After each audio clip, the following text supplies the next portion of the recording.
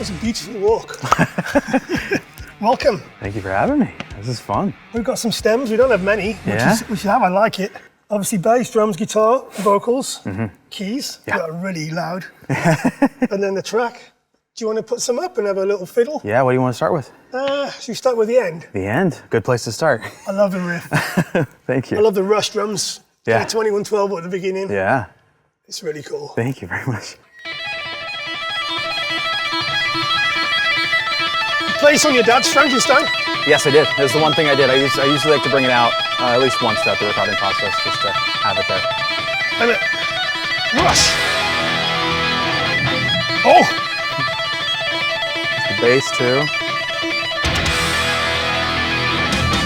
There's some keys and stuff So too. 2112, yeah. Nice mix. Yeah. That's really the main center of it all, is that guitar. It's crunching, right? Yeah.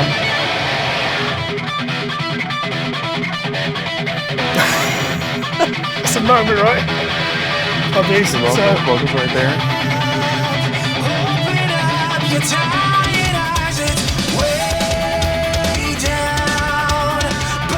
This is cool. I've never really done this with my music before except when we're recording.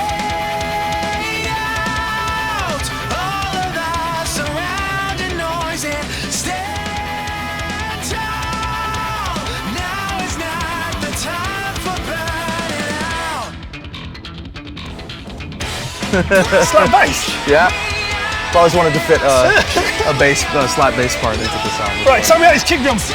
Yeah. Very Hard to play. Yeah, I think with the, with the chorus, you just kind of want it straightforward, and so that's where we're going with that. But then there's that fun little fill.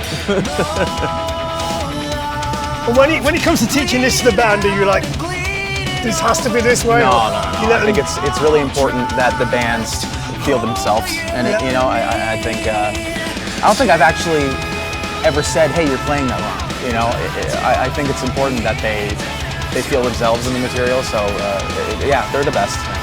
Yeah, they're great, aren't they? Okay, what's coming up now?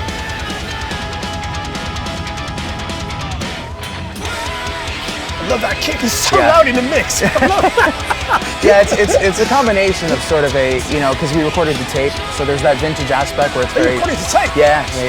But it's also very much a modern mix at the same time, So trying to find that line of the classic sort of vintagey tape, buzzy, but also a bit of a modern, layered.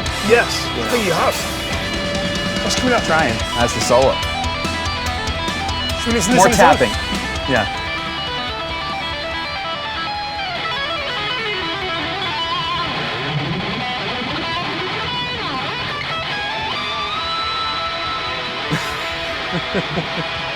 That's amazing, man. Thank you, man. Thank you. So you started life on drums, right? Yes. And then one day your dad hears you playing guitar, and he comes up and says, "What's that noise?"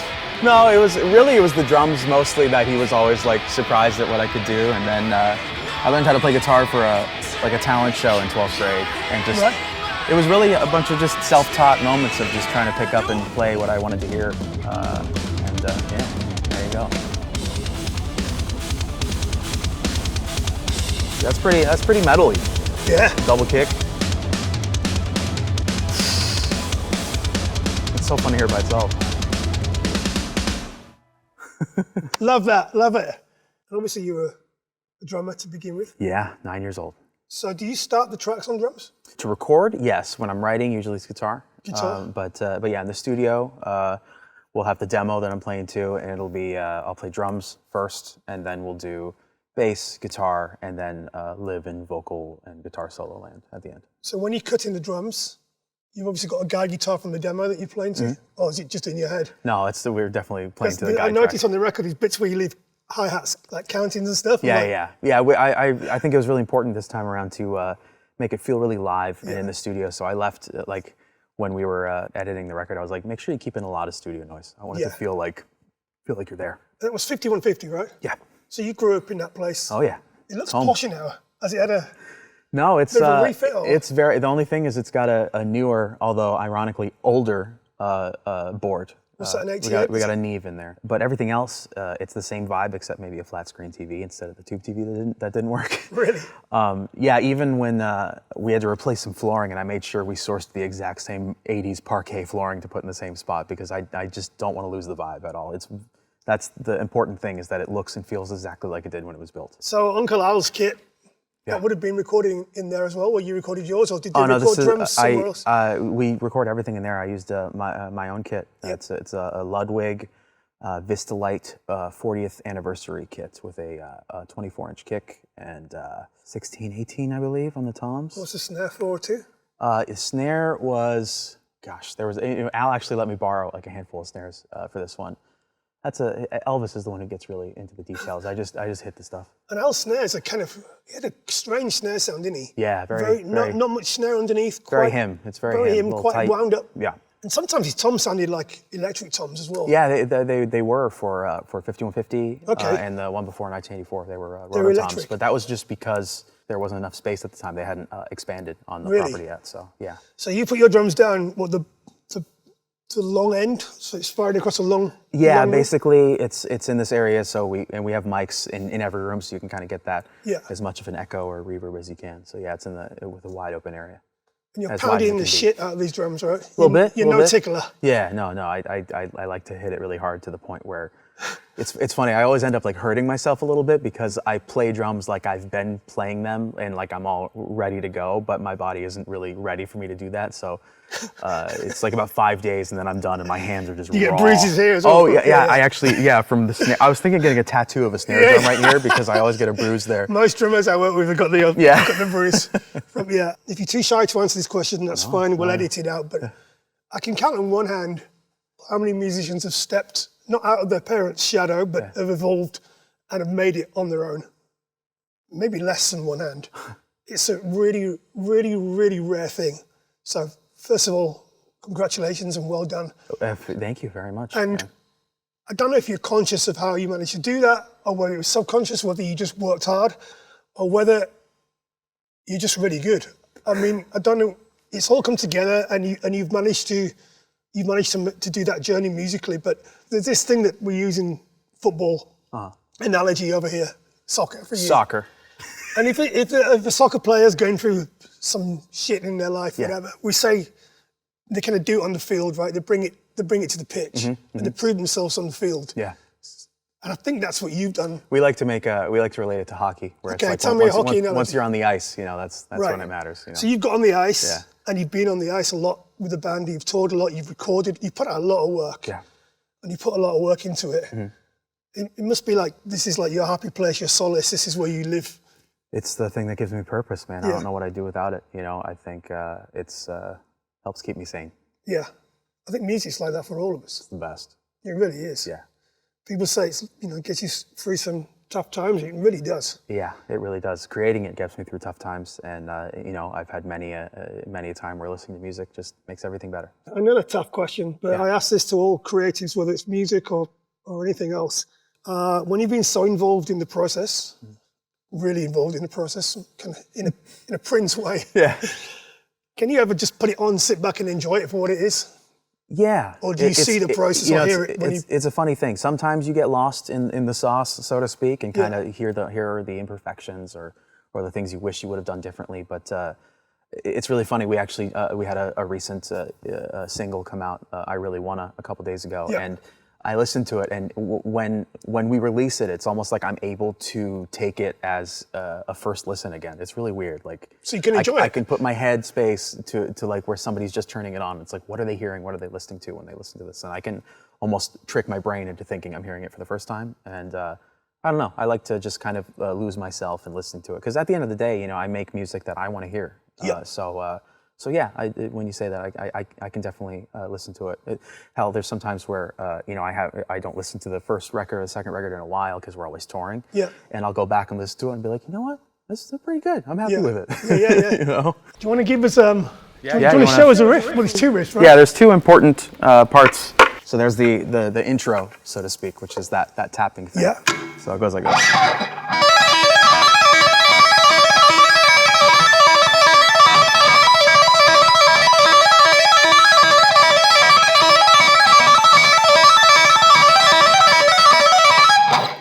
that is the tapping intro. It's very much like a rhythmic sort of rolling thing. I think because I started on the drums, I sort of take the perspective I use on everything is a very rhythmic sort of structure. So I think that's where that came from. But then in the solo, that almost is a similar thing, but it's halftime, right? Yeah. So the solo is this thing that it's up here. So it's in the same spots similarly, but it's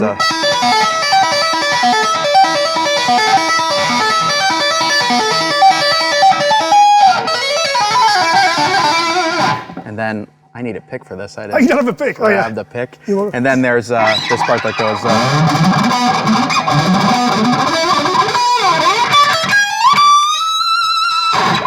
So that's the solo. I'm just kind of utilizing a bunch of little tricks that remind me of my dad. There's a couple of Van Halen tracks where that you're basically fudging a note with that little shreddy part. Show me that. It's these notes.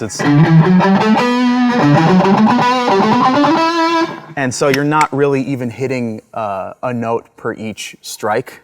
So you're going. Okay. But when you do it fast, it sounds a lot more complicated than it really is. It's just kind of a flashy. What's the Van Halen song? It's a bit of Girl Gone Bad. It goes. Girl Gone Bad.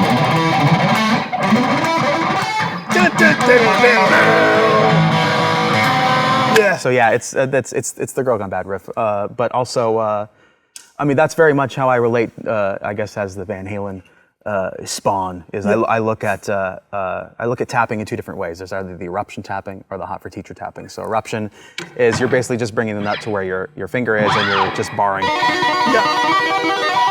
But then there's the hot for teacher tapping, which is a bit more rhythmic, and it's the rolling.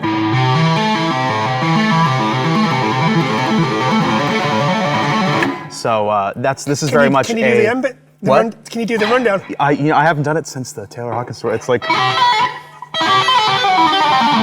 something like that. Yeah, that's amazing. But yeah, so it's very much that rolling, rhythmic, hot for teacher tap. Right.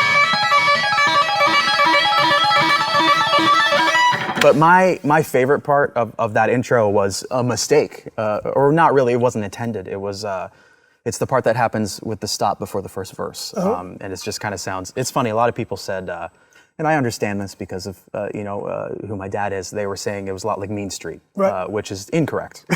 Mean Street is it's up there, whereas this is literally just a bass slap part on guitar involving harmonics. So I had written that part as you hear it in the bass stop. That's before the second chorus. Yeah, it's right before the first chorus. There's a little bass break. Oh, on the bass? Yes, it's on the bass. I'll turn it up. Yeah.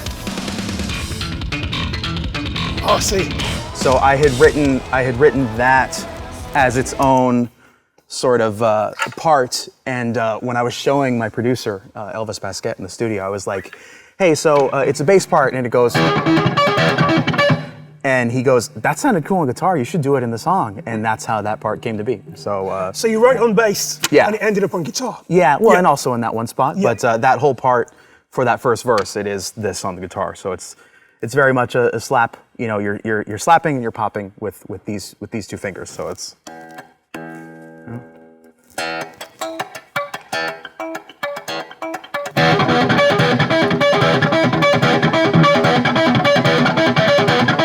So it's very much that sort of rhythmic thing. But that plays through the verse. Yeah. So how do you sing a counter?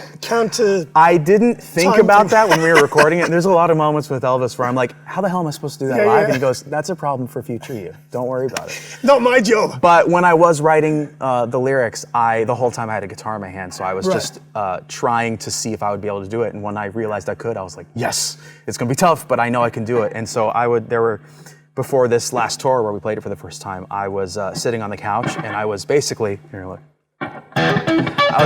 trying to separate my brain from playing it and talking or singing. And I was doing a pretty good job. So there was this kind of exercise where I'd be like talking with my wife and doing this, like I'm doing now, and trying to separate and not think about it while I'm playing it. So I'd be able to sing while doing it. It's a bit like drumming, right? Separating your kick drum from your hi-hat. It's very, again, I think that's where the drumming experience really benefits the way I attack Mammoth songs.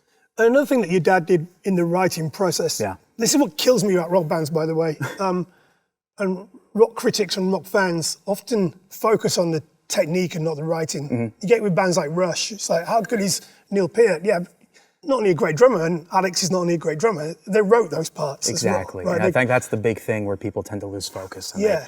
especially when it comes to me, they just sit there and go, oh, it's not as, he doesn't play as well as his dad, or it's not as good as this Van Halen song. And it's all focused on the fact that I might not be tapping well enough in their opinion, or not playing well enough in their opinion, rather than the fact that, hey, isn't it cool that I created this whole thing by myself with all these different pieces and all these different parts? Yeah. It's about the song construction at the end of the day for me. Yeah. As it was for Dad, But even though people seem to focus, on the playing and the stuff, it's about creating the song. Because if you don't have that, you have just shredding through scales, and there's not really much soul in that. All the bands that are big, they would never have gotten big if their songs weren't great. Do you see Taylor Swift shredding scales? I don't think so. Maybe she can. She writes a song that makes you feel stuff, and that's at the end of the day. That's if you got a melody and a song that makes you feel things, makes you remember somebody you lost, make you miss something, make you think of being back home. At the end of the day, that's what a song is about. Exactly. Yeah. Unless you want to, I mean, there's room for shreddiness and stuff, but like at the end of the day, like I mentioned, that's what it's about for me. You open up with a tapping thing, and then now some bands would make that the centerpiece of the record. We've got a tapping intro. That's how the record goes. Then you go into this other riff. Now, not many bands do that, where you chuck two riffs into an intro. Yeah. That's what I love about it. And your dad had done that in other songs as well. Play us the other riff if you can, because this is killer. Yeah. So I mean, that's really again, it's that rhythmic thing. So it's just the verse that's happening underneath the. Yeah. It's just.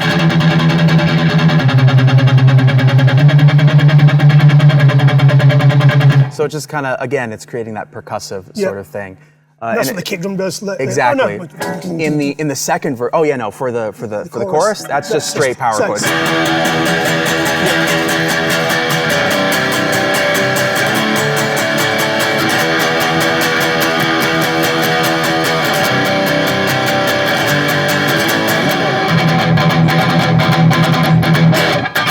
Nice. So, and that's the thing that's happening underneath when this returns. Okay. So but then there's a little bit of a mix-up in the second verse so it starts off with that guitar going.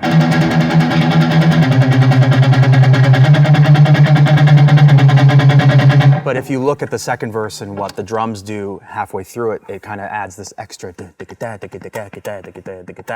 And so, you can show it on the second verse. Give me.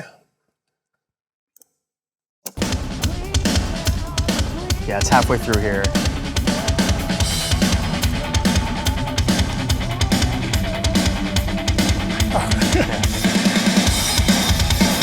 Nice.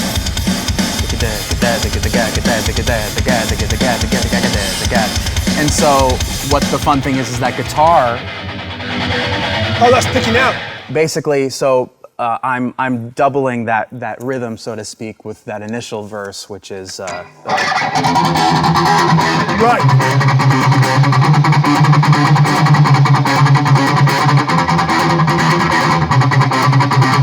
So it's kind of tricky to palm mute and then hit those little bits to accentuate that rhythm, but that's basically what's going on. What I'm getting is that everything is rhythmical. It's locked. Yeah. Everything's rhythmical. It's locked together. And so that's the drummer writing songs. Yeah, right? pretty much.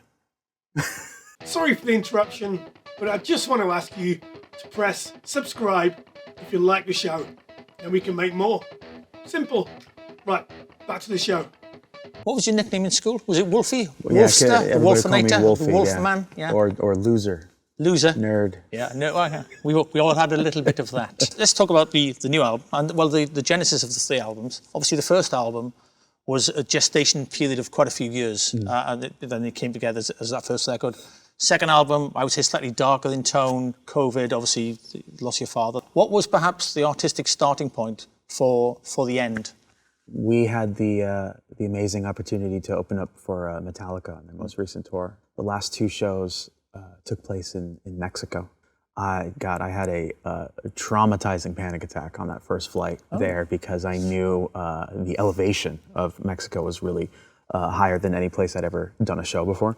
Being nervous in general already, as I am with every concert, I I didn't get much sleep before the flight, and I was on the plane with my Uncle Patrick, who was here, and I noticed my vision started just kind of closing in, and I just, in hindsight, it's hilarious, but I turned to him and I just kind of like brushed him. I was barely like, hey, and I was like, I don't feel good, which is a very funny thing for just a 34-year-old man to say to his uncle. He turned to me and goes, yeah, you don't look good. And I'd never been so drenched in sweat, but so freezing at the same time. And it lasted like 10 minutes, but man, it felt like a lifetime. It was, that really lasted with me. And I think it was right after that I went home and started writing the demos and working on early lyric ideas. And I think that panic attack is almost the thing that sort of set off the therapeutic experience of working through my anxieties and my own insecurities and stuff like that. And I think I ended up seeing that the through line through a lot of these songs are about things ending in any type of meaning. There's even some positive meanings of that near the end of the record. And so I felt like it was an evolution compared to the first two records, that it didn't feel like it was a numbered, it wasn't Mammoth 3, it was a new, something new, you know. But brought on by say, anxiety, by sort of, it's like an art out of adversity in a way. Sure, yeah. You know, that kind of vibe. I mean, was there a song with that album that perhaps, I talk to artists a lot sometimes, and they say there's like a first song that comes to them and you think, I've got an album here, so this is gelling, this is going to be something. Yeah, I think the biggest example of that is the very first song on the album. It's called One of a Kind. The pre-production was a little different this time around, where normally I would make it on my computer, on my laptop by myself, but we had the studio ready quickly enough that we were able to, basically it's me, my producer Elvis Basquette, Jeff Mall, our engineer, and Josh, Elvis's assistant, and I would turn to Jeff and be like, hey, throw the tempo here, and I would just play something really quick, and then I'd run out and play the drums to it, and then I'd run back, play the bass to that, and was just slowly piecing together stuff in the most live way possible you could as one person. It allowed me to take a bit more risk and like take a chance in comparison of like taking 3 hours to write a demo on your computer. And I think songs like One of a Kind, I Really Wanna, and even the title track wouldn't exist the way they did, because I wouldn't have been like, hey, for the end, let's open the song with 40 seconds of tapping, or hey, for One of a Kind, let's lull the listener to a false sense of security and just immediately explode and change the tempo within 30 seconds of it, you know? So it allowed me to take more chances, and I think the album is better for it. When I first listened to the album, it's like a man walks into the bar and then he sets the bar on fire. And that's how that song comes to life, doesn't he? You think, oh, this is nice. He's chilled out. What a lovely chap. And then he goes, boing. That's my impression of your song. Boing. Yeah. You started playing drums at 9, and that's where you sort of started. But I'm interested in when you talk about your producer saying you can sing, because I think it's hard to have that confidence. When did you realise you could actually sing? Do you think you can sing? I can hold a note. You know? Say you can hold many notes. I think, thank you. I think, I don't know, I've always been able to hum and sing stuff I hear, but I never really, I don't know. I think the time I spent in Van Halen was integral to my voice and the way I was able to work it by singing all of Mike's crazy high parts. I'm very much an overly self-aware, anxious, I don't have much faith in myself to begin with type thing. So to have somebody who believes in you when you can't is certainly a helpful thing when it comes to something creative like this. Because you've talked about, and I love the fact you talk about mental health, you're very open about the way you are and those emotions you sometimes have to deal with. Because you keep yourself really busy, you're on tour all the time, you always seem to be working and developing your music. Does that help with that kind of thing? Does it, because it takes your mind away from it? Or? Yeah, I think a Mammoth within itself is sort of me escaping or at least trying to not confront all the time the pain of losing my dad. You know, it helps keep me really busy. You know, I think ever since we started touring in July of 21, we've kind of been, I think I've been on the road more than I've been home. Yes. And then when I'm home, you know, we spend at least a couple months of that time to write the new record and record that. So yeah, you know, maybe it's not healthy to run away from painful feelings, but you know, you gotta confront them at times, and I think time heals all wounds to a certain Yes. respect. But Mammoth is what brings me purpose, and it helps keep me going. I don't know what I would be doing if I didn't have Mammoth or music in general. I probably wouldn't be here. Well, thank God you have. Thank God for that too. Well, just talking about 21, am I right in thinking it was the Bottleneck Bar in Kansas? Yeah, Lawrence, Kansas, yes. The first Mammoth show, 350 cap club. Yeah. How was that? Was that fun? Or was it, because you mentioned your nerves. I imagine that was probably on edge. Dude, if you ask anybody else in the band, they'll tell the exact story of me. There's this very tiny upstairs, sort of almost, we call it the tree house. It's just this tiny little room with no air that's right next to the stage. And I was just kind of sitting by myself, and I was just like this blank face the whole time, just kind of running through like, oh my God, I'm gonna mess up. I'm not gonna do good enough. This is crazy. And we did it, and I was nervous, but what I found out through this process in the last 4 years is that I'm awful with firsts. So the first show of something, or the first time we play a new song, or the first time we open for a band, I'm usually having a hard time.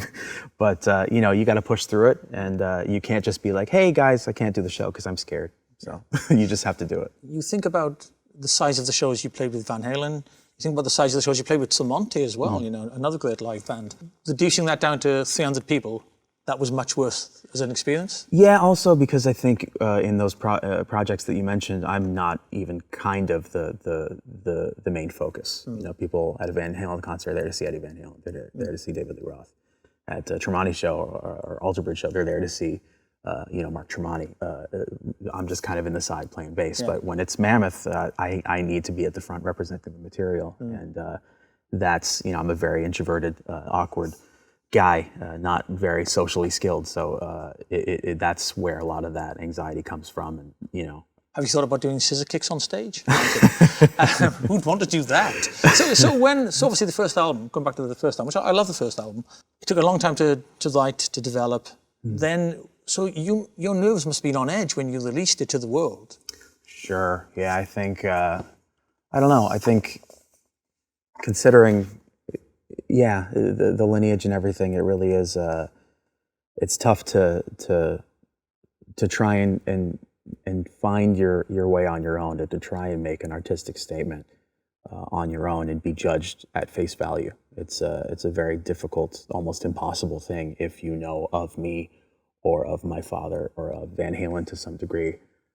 So it's tough to get an honest reaction. It's tough to get a reaction at face value. So I think that's always just kind of going through your head, where it's like, people are going to like this because of my last name, and people are going to hate it because of my last name, and not many people are going to give it a chance for what it is. And that's all I really want to try to do anyways, so. I remember there was a great line you said, and it was something like, all white men of 45 to 50 hate me. Most. No, I'm there, sir, and I love you. And also there was another great quote, which I hope you won't mind me saying. You're saying a lot of people see you as an extension of the name and not as a person. Sure, but that must hurt. Well, I think that's typical for any sort of parasocial relationship, and any type of fan of anything doesn't really see the things they like, or the music, musicians or artists they like as people. They're really just kind of this thing that gives them a thing, and that's kind of about it. Just going back to, obviously you were 9, you started playing drums first. Yeah. Alex must have been delighted. Your dad must have been heartbroken. No, Dad was the one who taught me. Oh, did he? Yeah, he taught me how to play Highway to Hell. He had a bunch of magazines set on the table, and he was like, okay, so right here is the hi-hat. You're going to do this. Mm-hmm. And then right here, in between, and then do your foot in between, da-na-na, and then you got Highway to Hell. So he taught me that, and from there I just taught myself. Where's your happiest instrument? Drums. So when you play the drums, because do you start writing with drums? Is that how you develop No, your usually songs? it's guitar or riff of some sort. Some ideas can start with drums, but notably, Like a Pastime on the last album started with that sort of drum beat. But usually it's, I'm just writing something on the guitar, and that sparks creativity. That's interesting that you go back to your kind of first instrument, and that's what gives you that joy. Yeah, I think that's a big reason why I'm not comfortable having more musicians come in, because I want to play everything, because it's so fun. I have a good time, and drums are my favorite. So that's beautiful. I love that. In terms of the house, and I don't mean your dad, I mean because your mum was an artist and an actress, well, still is. She's in your video beating up vampires. Yeah. God love that woman. Was it a musical household? Was there always music playing? Yeah, I know, and instruments all over the place. So I would always pick stuff up and try and figure them out. But yeah, no, certainly an encouraging, a musically encouraging household for sure. Never forced, but when Dad saw that I could tap my feet to the beat of something, he was like, yes. So. That's nice. Yeah. Yes. Thanks, Dad. You've been very kind and you've given us some photos from your art. Yeah. Can we bring up the first photo, please? I love this photo for many reasons. Come on, everyone. Aww. We were having an argument earlier.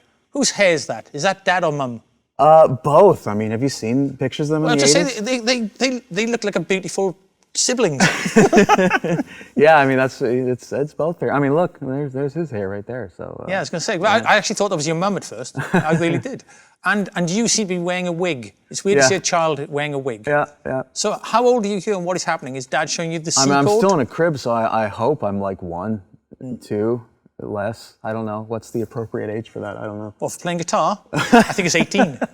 Yeah, I mean, I don't really know what's going on right there, I mean, like him, he doesn't know what's happening. But I think that's a good example of the musically encouraging household that it was. My dad would even play, hell, could have been that guitar up against my mom's stomach, just so I could feel the vibration of it all. But you didn't really start writing your own songs until you were in Tremonte, is that right? Was that a confidence thing? Around that time, I think maybe it was just, I've been doing this music thing for a bit, and maybe I should see what I have to offer myself. And I think that's where I started experimenting and, joined those guys and wrote stuff with them and had fun, and then, started working on my own stuff. And that's when I actually helped record, it was the 2 Tremonte albums, Cauterize and Dust. Yeah. We recorded them at the same time and then spread them out a year apart.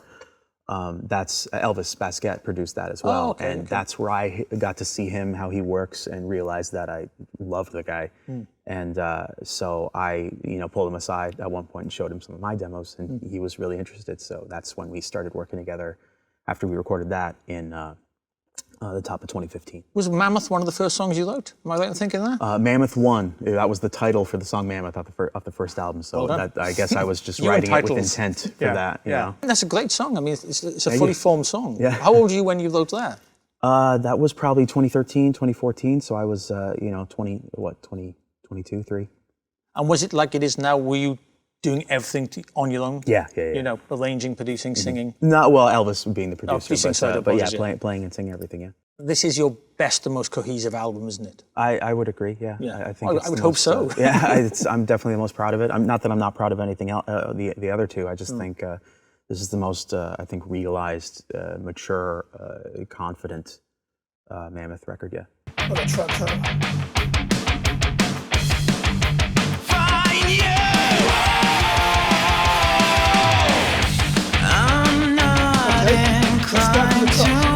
Yeah. You can, if you want to talk about anything, Wolf, just grab a fader and you got it. You talk about it for me. This one's fun. This is the first song off the new record, and I like how it kind of lulls you into this sense of security, where it's very relaxing to a certain degree. Yep. Real time change at the time. Yeah. It's a slower tempo than what you're about to get. And I didn't know where to go with this idea, and I just thought of doing something crazy. I was like, what if it just explodes? So this could have been a whole new other song on its own. Yeah, and you kind of see what happens near the end. But here it just goes and completely changes. Stats. Yeah. Bruises. Little flams. Can you feel those bruises? Yeah. And again, another rhythmic thing where I'm doubling what the guitar does with this little cymbal. So it's fun because this part is connected to the intro because it's the same chord progression. It's just done completely heavily rather than the slow, nice way of it.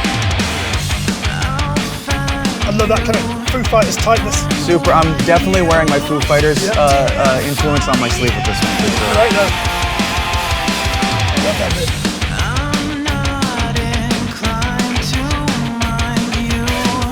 Love the simple vocal. Yeah. It's fun to kind of make that kind of creepy melody on top of something so simple. The Deftones are great at that. Oh, yeah. Great example. Big fan of that.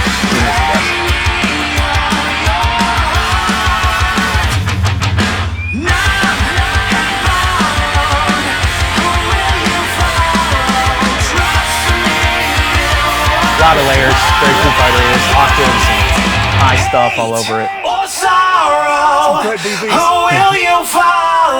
It's one of my favorite things to do in the recording process is the very end is just finding harmonies. Nice. Here's a fun fact. I was really angry during this. Why? This verse, you can hear me. I'm really trying to hurt my voice because I just wasn't sure if it was right, and so I just kept throwing myself at it. And this was like the 20th take. You can really hear it. Yeah, I'm really angry right there. That's great. But I think it fed well into the track at the end of the day. Your voice almost compresses when you get like that as well. You get that distortion. Yeah, definitely. Getting a little dirty.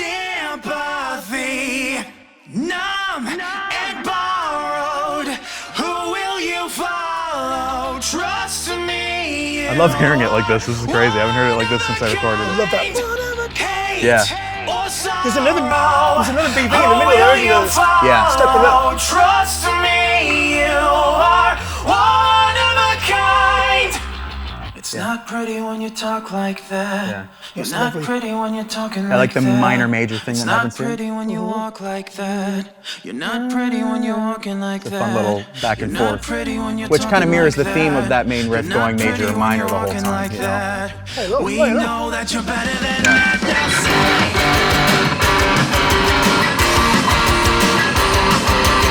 Oh, this is the solo though.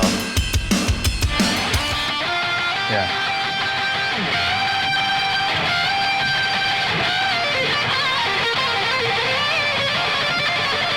That's quite Trout blues, isn't it? Yeah. I love that.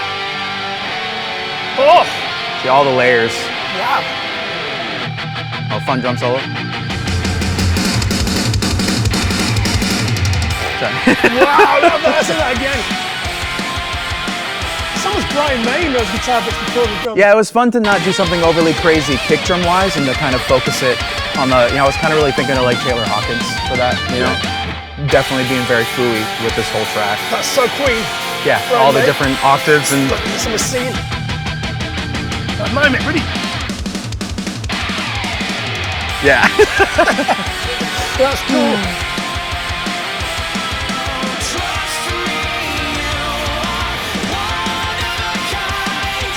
And then I was like, how the hell do we bring it back to that? Because I want to go back to the intro. And so let's just hit it on beat as the tempo slows back down.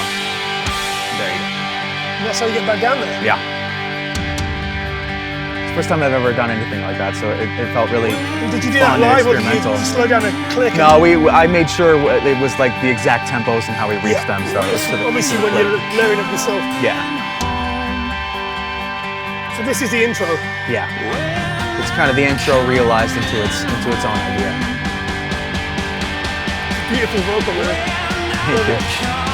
There's a lot of layers of vocals here, which are really cool.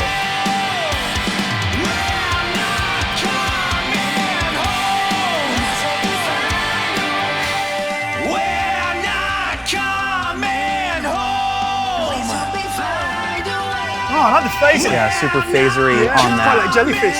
Yeah, totally. That's a favorite. But the whole idea of that this song has like a bad ending thematically, lyrically, so there's this gross note it hits at the end. Oh, So it ends on that dissonant sort of, hey, you got the bad ending sort of thing, you know? yeah. And then I let it feed back for about 20 seconds because why I not? think we should hear that one song. Yeah. Kill the crew. This is a nice one to end. Do some live feedback. Come on, join in. There you go. Right, thanks so much. Thank you very much. I man. loved it. Yeah. Sorry for the interruption, but I just want to ask you to press subscribe if you like the show, and we can make more. Simple. Right, back to the show. In January, there were the fires in Los Angeles that were very, very close. Like there was one that was within half a mile of the house, and I couldn't really even worry about my own stuff going on. I had rented a U-Haul and threw everything of my dad's that I could possibly still carry. I had the Frankenstein in my own car because it's just at any given moment you could get this alert that said, hey, get the hell out. And I'd want to be able to, I couldn't really focus on my memories and my stuff. It was like, I need to make sure my dad's legacy is safe because it's very important. Having that above your head 24/7 while you're trying to be a creative is a little difficult. Luckily, we made it out safely. I know a lot of people didn't. It was a very devastating time for the city. That was what was kind of going on, and I think that's where the whole theme of the end really came from after the panic attack and then dealing with that. It was a very therapeutic thing to kind of just try and figure out my emotions and work through them. On a slightly lighter note, did you actually go to, and I would love to do this if I could, but I'm possibly too old. Did you actually go to summer camp to make video games? I did. I went to, I think it was at UCLA. I did that, it was in like 2003 or something, and I realized, oh, I just like playing them. Yeah, I'm the same with guitars. This is nice. No, I don't like playing them. Yeah. You were on the Barbie film? Yes. Were you playing a pink guitar? It was actually, so this isn't the one, but it was my personal pink guitar that I played not only at the Oscars for the performance, yes, but also in the studio. How did that come about? Wait, do you collect Barbies? I do not. My mom did. Oh, did she? I hit it off with Mark Ronson at the Taylor Hawkins tribute here, yeah. We just traded numbers, and we remain good friends today. And he had texted me and was like, "Hey man, I could really use your guitar playing on this thing." I was like, "Oh, what are you doing?" And he's like, "Barbie." And I was like, "Hell yeah, that sounds awesome. Let's do it." And so after the very first show that we opened for Metallica in Amsterdam, I ended up flying back to New York instead of home, and I just sat in all day in his studio and just tracked all kinds of random stuff, a couple solos, a couple, textural stuff, and it was crazy. I'd never done anything like that before, and he and his writing partner, Andrew Wyatt, just made it so easy and comfortable, and they're great, talented guys, so it was a lot of fun. Well, that clearly leads us on to not the latest video, but the video before that, For the End. Yes. We have an image from the end video. As I recall from Dusk Till Dawn, yeah, there was no wolf in the film, was there? No. Have you just put a wolf in the film because you're called Wolf? That was a bit of Robert's flair. He was like, we're going to be the first ones to do all three.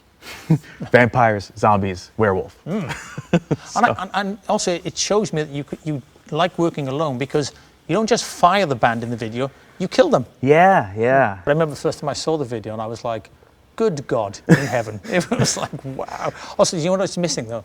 It's missing Salma Hayek. Yes, I know. As are most things in life. I'm afraid she was probably busy or completely uninterested. Which brings me to the end, not of the interview. You'll be sad to hear. Okay, fine, see it. No.